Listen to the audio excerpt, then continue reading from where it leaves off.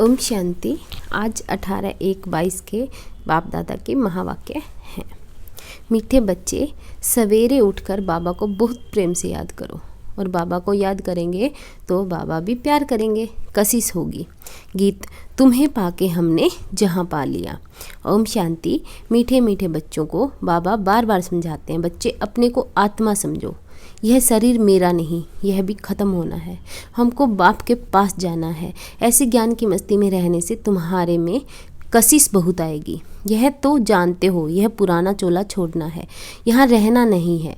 इस शरीर से ममता निकल जाए। इस शरीर में सिर्फ सर्विस के लिए ही है, इसमें ममता नहीं है, बस घर जाएं। यह संगम का समय भी पुरुषार्थ के लिए बहुत आवश्यक है।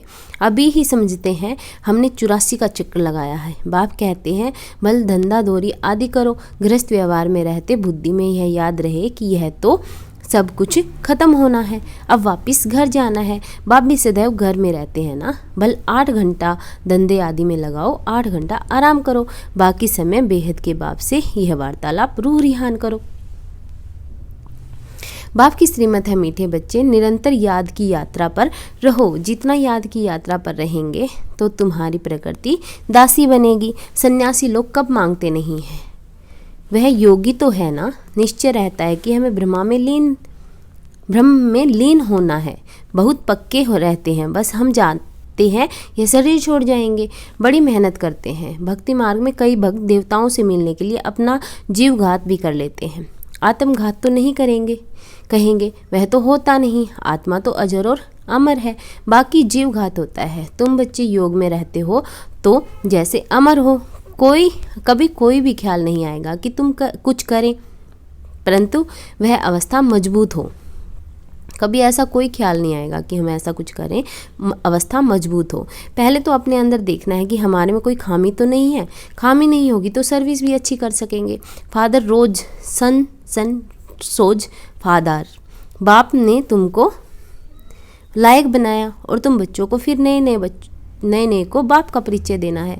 बच्चों को बाप ने होशियार कर ही दिया। बाबा जानते हैं बहुत अच्छे बच्चे हैं जो सर्विस करके आते हैं। रात दिन यही ख्याल चलता है कि हम इनका जीवन कैसे बनाएं, इससे हमारा जीवन भी उन्नति को पाएगा। खुशी होती है, हर एक को उमंग रहता है हम अपने गांव वालों का उद्धार करें, अपने हम जिन्स की सेवा करें। बाप भी कहते हैं चैरिटी बिगिंस एट होम।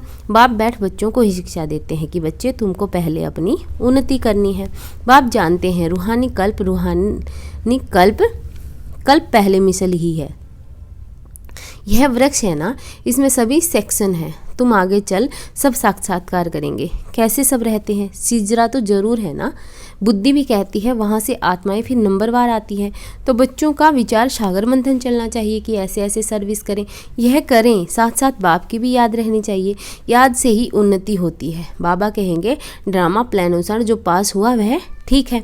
लाडले बच्चे आगे चल, तुम्हारे में योग बल की ताकत आ जाएगी। फिर तुम किसी को थोड़ा ही समझाएंगे तो झट समझ जाएंगे। यह भी ज्ञान बाण है ना। बाण लगता है तो घायल कर देता है, पहले घायल होते हैं फिर बाबा के बनते हैं। तो एकांत में बैठ युक्तियाँ निकालनी चाहिए। ऐसे नहीं रात को सोया सुबह को उठा, रात को सोया सुबह को उठा नहीं। सवेरे उठकर बाबा को बहुत प्रेम से याद करना चाहिए। रात को भी याद में सोना चाहिए।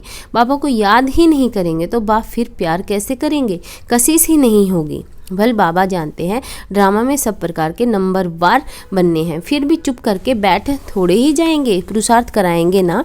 बच्चों को ड्रामा कह करके ठहर नहीं जाना है, नहीं तो अंत समय में बहुत पछताना पड़ेगा। नाहेक मैंने ऐसा किया, माया के वश हो गया। बाप को तो तरस पड़ता है, नहीं सुधरते हैं तो उनकी क्या गति होगी। रोएंगे, पीटेंगे, सजाएं खाएंगे। इसलिए बाप बच्चों को बार बार शिक्षा देते हैं कि बच्चे तुम्हें परफेक्ट बनना है, बार बार अपनी चेकिंग करनी है। हर एक बच्चे को अपने से पूछना है बाप से हमें सब कुछ मिला है, फिर किस चीज़ की मेरे में कमी है।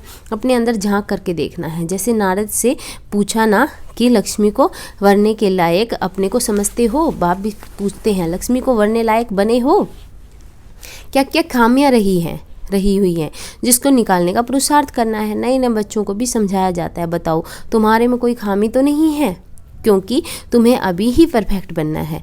बाप आते ही है परफेक्ट बनाने। तो अपने अंदर से पूछो हम इन लक्ष्मी नारायण जैसे परफेक्ट बने हैं।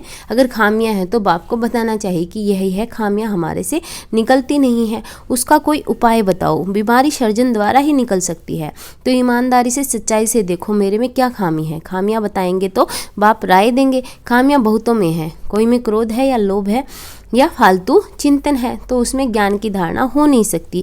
बाप रोज़ रोज़ समझाते हैं, वैसे इतना समझाने की दरकार नहीं है, लेकिन यह धारण करने की बातें हैं। 5 विकारों को जीतने की बात अभी की ही है। तुम्हारे में कोई वह भूत भटकने वाले नहीं है, वह जन्म जन्मांतर के भूत 5 विकार अंदर प्रवेश है जिन्होंने दुखी किया है।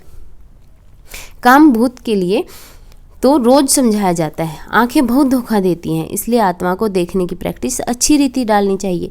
मैं आत्मा हूँ, यह भी आत्मा है, तुम आत्माएं तो भाई भाई हो ना, तो इस शरीर को नहीं देखना है। हम आत्माएं सब वापस घर जाने वाली हैं, बाप आए हैं ले जाने के लिए, बाकी यह देखना है हम सर्वगुण संपन्न बने हैं, कौन सा गुण कम है। आत्मा को देख बताया जाता है इस आत्मा में यह खामी है, तो फिर बैठकर करंट दे कि इनसे यह बीमारी निकल जाए। बच्चों को बाबा से बहुत मीठी मीठी बातें करनी चाहिए। बाबा आप ऐसे हो, बाबा आप कितने मीठे हो, तो बाप की याद से, बाप की महिमा करने से यह भूत भागते रहेंगे और तुमको खुशी भी रहेगी। तुम जानते हो कि यह झाड़ बहुत धीरे धीरे वृद्धि को पाता है। माया तो चारों तरफ से घेराव डालती है, माया का परछाया ऐसा पड़ता है जो एकदम गुम हो जाते हैं, बाप का हाथ छोड़ देते हैं। तुम हर एक बच्चे का कनेक्शन बाप के साथ है, बाकी बच्चे तो सब नंबरवार निमित्त हैं। अच्छा, अति मीठे, अति लाडले, सर्व शिकिल दे बच्चों प्रति माता पिता बाप दादा का दिल व जान सिख व प्रेम से याद प्यार और गुड मॉर्निंग। रूहानी बाप की रूहानी बच्चों को नमस्ते। हम रूहानी बच्चों की रूहानी बाप दादा को याद प्यार और नमस्ते। थैंक यू बाबा। अव्यक्त महावाक्य, अंतिम सर्विस का अंतिम स्वरूप। अपने अंतिम स्वरूप का साक्षात्कार होता रहता है, क्योंकि जितना जितना नज़दीक आते जाते हैं उतना ऐसे अनुभव होगा जैसे कोई सम्मुख वस्तु दिखाई दे रही है। ऐसे ही अनुभव होगा कि अभी अभी यह बनेंगे। जैसे वृद्ध अवस्था वालों को यह स्मृति रहती है कि अभी वृद्ध हूँ, अभी अभी जाकर बच्चा बनूंगा। ऐसे ही अपने अंतिम स्वरूप की स्मृति नहीं, लेकिन सम्मुख स्पष्ट रूप से साक्षात्कार हो, अभी यह हूँ फिर यह बनूंगा। जैसे शुरू में सुनाते थे कि जब मंजिल पर पहुँच जाएंगे तो ऐसे समझेंगे कि कदम रखने की देरी है, एक पाँव रख चुके हैं, दूसरा रखना है, बस इतना अंतर है। तो ऐसे अपनी अंतिम स्टेज की समीपता का अनुभव होता है। बाबा पूछ रहे हैं हमसे, अप्रोक्ष स्पष्ट साक्षात्कार होता है। जैसे आईने में अपना रूप स्पष्ट दिखाई देता है, वैसे ही इस नॉलेज के दर्पण में ऐसा ही अपना अंतिम स्वरूप स्पष्ट दिखाई दे।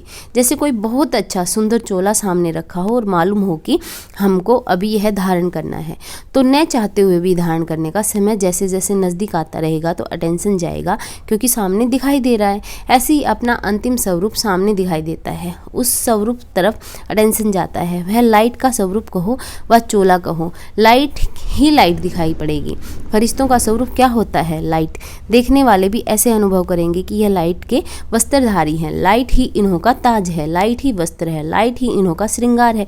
जहाँ भी देखेंगे तो लाइट ही देखेंगे, मस्तक के ऊपर देखेंगे तो लाइट का क्राउन दिखाई पड़ेगा। नैनों में भी लाइट की किरणें निकलती हुई दिखाई देंगी। तो ऐसा रूप सामने दिखाई पड़ता है, क्योंकि माइट रूप अर्थात शक्ति रूप का जो पाठ चलता है वह प्रसिद्ध किससे होगा? लाइट रूप से। कोई भी सामने आए तो 1 सेकंड में अशरीरी बन जाए, वह लाइट रूप से ही होगा। ऐसा चलता फिरता लाइट हाउस हो जाएंगे, जो किसी को भी यह शरीर दिखाई नहीं पड़ेगा। विनाश के समय पेपर में पास होना है तो सर्व परिस्थितियों का सामना करने के लिए लाइट हाउस बनना पड़े। चलते फिरते अपना वह रूप अनुभव होना चाहिए। यह प्रैक्टिस करनी है, शरीर बिल्कुल भूल जाएं। अगर कोई काम भी करना है, चलना है, बात करनी है, वह भी निमित्त आकारी लाइट का रूप धारण करना है। जैसे पाठ बजाने समय चोला धारण करते हो, कार्य समाप्त हुआ, चोला उतारा, 1 सेकंड में धारण करेंगे, 1 सेकंड में न्यारे हो जाएंगे। जब यह प्रैक्टिस पक्की हो जाएगी फिर यह कर्मभोग समाप्त होगा। जैसे इंजेक्शन लगाकर दर्द को खत्म कर देते हैं, हठ योगी तो शरीर से न्यारा होने का अभ्यास कराते हैं। ऐसे ही स्मृति स्वरूप का इंजेक्शन लगाकर देहिक स्मृति से गायब हो जाएं। स्वयं भी अपने को लाइट रूप अनुभव करो तो दूसरे भी वही अनुभव करेंगे। अंतिम सर्विस यही है, इससे सारी कारोबार भी लाइट अर्थात हल्की होगी। जो कहावत है ना, पहाड़ भी राई बन जाता है, ऐसे कोई भी कार्य लाइट रूप बनने से हल्का हो जाएगा। बुद्धि लगाने की भी आवश्यकता नहीं रहेगी, हल्के काम में बुद्धि नहीं लगानी पड़ती है। तो इसी लाइट स्वरूप की स्थिति में जो मास्टर जाननहार व मास्टर त्रिकालदर्शी के लक्षण है वह आ जाते हैं। करें या न करें यह भी सोचना नहीं पड़ेगा, बुद्धि में वही संकल्प होगा जो यथार्थ करना है। उस अवस्था के बीच कोई भी कर्म भोग की भासना नहीं रहेगी। जैसे इंजेक्शन के नशे में बोलते हैं, हिलते हैं, सभी कुछ करते भी स्मृति नहीं रहती है, कर रहे हैं यह स्मृति नहीं रहती है, स्वतः ही होता रहता है। वैसे कर्म भोग व कर्म किसी भी प्रकार का चलता रहेगा, लेकिन स्मृति नहीं रहेगी, वह अपनी तरफ आकर्षित नहीं करेगा। ऐसी स्टेज को ही अंतिम स्टेज कहा जाता है। ऐसा अभ्यास होना है। यह स्टेज कितना समीप है, बाबा पूछ रहे हैं हमसे, कितना समीप है ऐसी स्टेज? बिल्कुल सम्मुख तक पहुँच गए हैं। जब चाहे तब लाइट रूप हो जाए, जब चाहे तब शरीर में आ जाए, वह जो कुछ करना चाहो वो कर सकते हैं। सदाकाल वह स्थिति एक रस जब तक रहे, जब तब तक बीच बीच में कुछ समय तो रहे, फिर ऐसे रहते रहते सदाकाल हो जाएगी। जैसे साकार में आकार का अनुभव करते थे ना, फर्स्ट में रहते भी रिश्ते का अनुभव करते थे, ऐसी स्टेज तो आनी है ना। शुरू में बहुतों को यह साक्षात्कार होते थे, लाइट ही लाइट दिखाई देती थी। अपने लाइट के क्राउन के भी अनेक बार साक्षात्कार करते थे। जो आदि में सैंपल था वह अंत में प्रैक्टिकल स्वरूप होगा। संकल्प की सिद्धि का साक्षात्कार होगा। जैसे वाचा से आप डायरेक्शन देती हो ना, वैसे संकल्प से सारी कारोबार चला सकती हो। साइंस की शक्ति से नीचे पृथ्वी से ऊपर तक डायरेक्शन लेते रहते हैं, तो क्या श्रेष्ठ संकल्प से कारोबार नहीं चल सकती है? साइंस ने कॉपी तो साइलेंस से ही की है। तो एग्जाम्पल देने अर्थ पहले से ही स्पष्ट रूप में आपके सामने है। कल पहले तो आप लोगों ने किया है ना, फिर बोलने की आवश्यकता नहीं। जैसे बोलने में बात को स्पष्ट करते हैं, वैसे ही संकल्प से सारी कारोबार चले। जितना जितना अनुभव करते जाते हो, एक दो के समीप आते जाते हो, तो संकल्प भी एक दो से मिलते जाते हैं। लाइट रूप होने से व्यर्थ समय समाप्त हो जाने के बाद संकल्प वही उठेगा जो होना है। आपकी बुद्धि में भी वही संकल्प उठेगा, और जिसको करना है उनकी बुद्धि में भी वही संकल्प उठेगा कि यही करना है। नवीनता तो यह है ना, यह कारोबार कोई देखे तो समझेंगे इन्हों की कारोबार करने से नहीं, इशारों से चलती है। इनकी कारोबार करने से या कहने से नहीं, इशारों से चलती है। नज़र से देखा और समझ गए, सूक्ष्म वतन यहाँ ही बनना है। अच्छा, ओम शांति। वरदान: भुजाओं में समाने और भुजाएं बन सेवा करने वाले ब्रह्मा बाप के स्नेही भव। जो बच्चे बाप स्नेही हैं वह सदा ब्रह्मा बाप की भुजाओं में समाये रहते हैं। यह ब्रह्मा बाप की भुजाएं ही आप बच्चों की सेफ्टी का साधन है। जो प्यारे स्नेही होते हैं वो सदा भुजाओं में होते हैं। तो सेवा में बाप दादा की भुजाएं हो और रहते हो बाप की भुजाओं में, इन दोनों दृश्यों का अनुभव करो। कभी भुजाओं में समा जाओ और कभी भुजाएं बनकर सेवा करो। नशा रहे कि हम भगवान के राइट हैंड हैं। स्लोगन: संतुष्टता और प्रसन्नता की विशेषता ही उड़ती कला का अनुभव कराती है। लवलीन स्थिति का अनुभव करो। बाप का बच्चों से इतना प्यार है जो अमृत वेले से ही बच्चों की पालना करते हैं। दिन का आरंभ ही कितना श्रेष्ठ होता है। स्वयं भगवान मिलन मनाने के लिए बुलाते हैं, रूह रिहान करते हैं, शक्तियाँ भरते हैं। बाप की मोहब्बत के गीत आपको उड़ाते हैं, कितना स्नेह से बुलाते हैं, उठाते हैं। मीठे बच्चे, प्यारे बच्चे आओ। तो इस प्यार की पालना का प्रैक्टिकल स्वरूप सहज योगी जीवन का अनुभव करो। ओम शांति। Thank you.